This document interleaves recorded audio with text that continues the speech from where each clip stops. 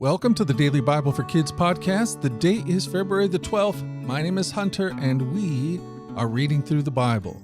That's what we do every day. We take some time in God's Word, and we let His Word take some time on us. Kids from all around the world gather here to listen to these amazing stories from the Bible, from Genesis all the way to the book of Revelation. And today we are in Exodus chapter 16. The Israelites couldn't find food in the desert. God will take care of them in the most surprising way. Let's read about it. Exodus 16. There too, the whole community of Israel complained about Moses and Aaron. If only the Lord had killed us back in Egypt, they moaned. There we sat around, pots filled with meat, and ate all the bread we wanted. But now you have brought us into this wilderness to starve us all to death. Then the Lord said to Moses, Look, I'm going to rain down food from heaven for you. Each day the people can go out and pick up as much food as they need for the day.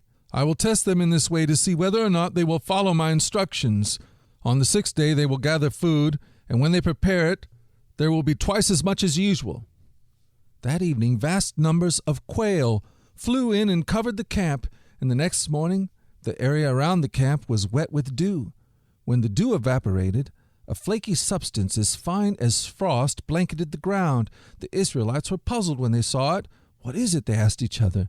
They had no idea what it was. And Moses told them, It is the food the Lord has given us to eat. These are the Lord's instructions. Each household should gather as much as it needs. Pick up 2 quarts for each person in your tent. So the people of Israel did as they were told. Some gathered a lot, some only a little. But when they measured it out, everyone had just enough. Those who gathered a lot had nothing left over, and those who gathered only a little had enough. Each family had just what it needed. Then Moses told them, Do not keep any of it until morning.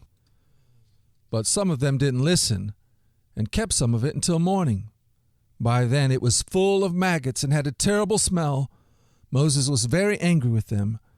After this, the people gathered food morning by morning, each family according to its need.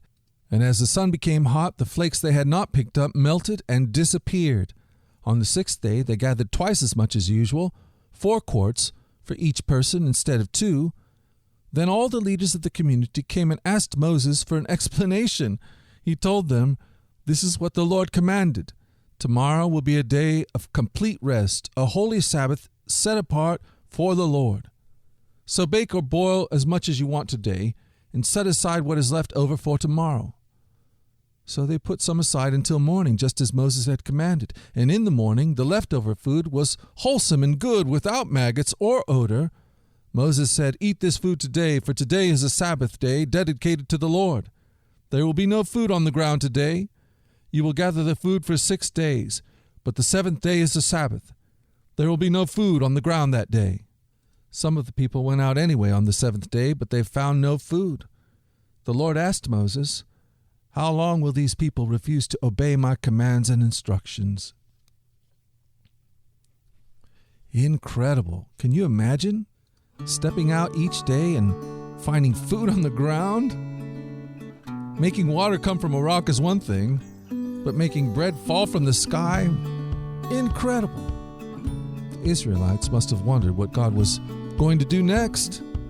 Not only is God powerful and loving enough to take care of us, He's also exciting to follow. He gets things done in ways we never thought would be possible. If you are a follower of God, you better get ready for some big surprises. This is what John chapter 6, verse 51 says. Jesus said, I am the living bread that came down from heaven. Anyone who eats this bread will live forever. And this bread which I will offer so the world may live is my own flesh. Wow. Well, my friends, we've done it again. We've spent another day in the Bible. I plan on being back here again tomorrow to do the same thing. I hope you join me. Until that time, know this. Life with God is pretty exciting. And know this too, that you are loved. How about that? All right, I'll talk to you tomorrow. Take care. Bye-bye.